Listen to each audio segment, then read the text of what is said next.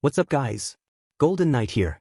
You start a project full of energy, a drawing, an animation, an indie game, but halfway through, excitement turns into doubt. Nothing seems to live up to what you imagined. And then the project stalls. It just sits there, abandoned, gathering dust. Weeks turn into months. Months turn into years. And sometimes it never goes anywhere.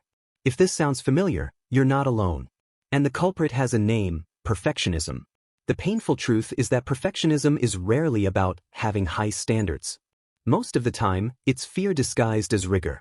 Fear of judgment, fear of not being good enough, fear of failing. But here's a revelation: real failure isn't delivering something imperfect. It's never delivering anything at all. Because every finished piece, even if you hate it, even if it has flaws, is an achievement. It's concrete learning.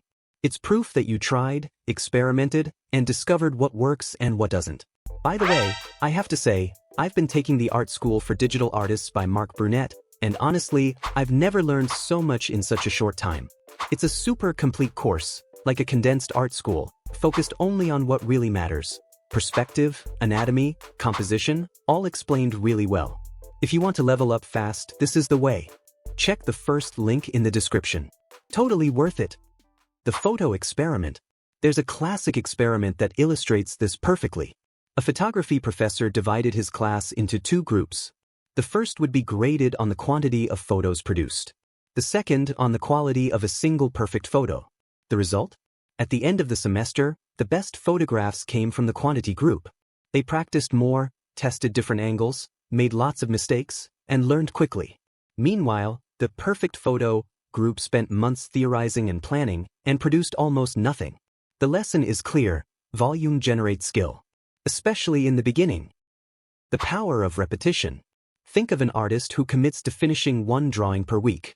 Some will be amazing, others average. But in 1 year, that's more than 50 completed works. 50 learning cycles.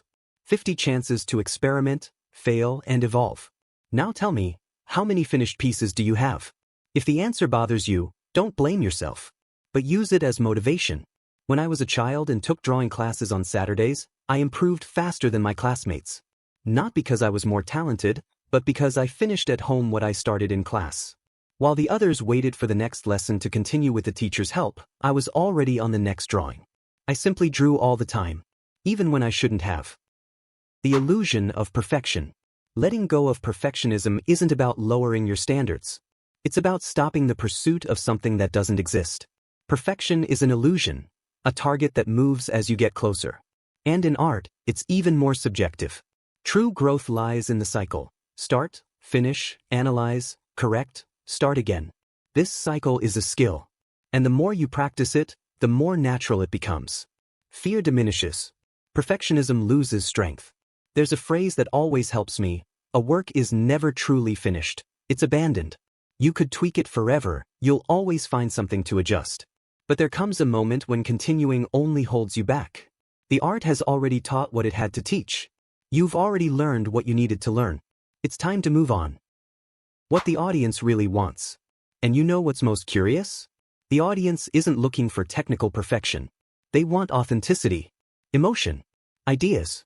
A simple but expressive drawing can resonate far more deeply than a technically impeccable but empty render. Imperfection is what makes art human.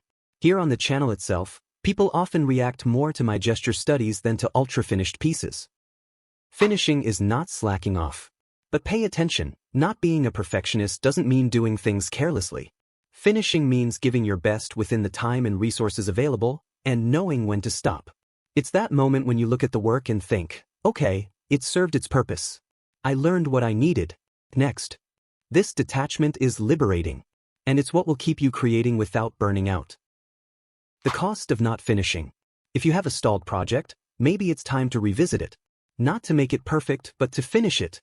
Think about how many brilliant ideas the world has lost because someone thought it still wasn't ready. How many comics, songs, games, and animations never left the drawing board because of this mental block?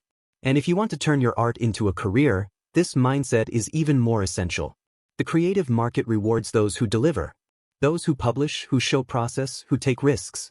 Nobody wants an artist who promises perfection and delivers delays. They want reliability and consistency. and that's only built by finishing things. So, the next time you feel something still isn't good enough, remember, done is better than perfect.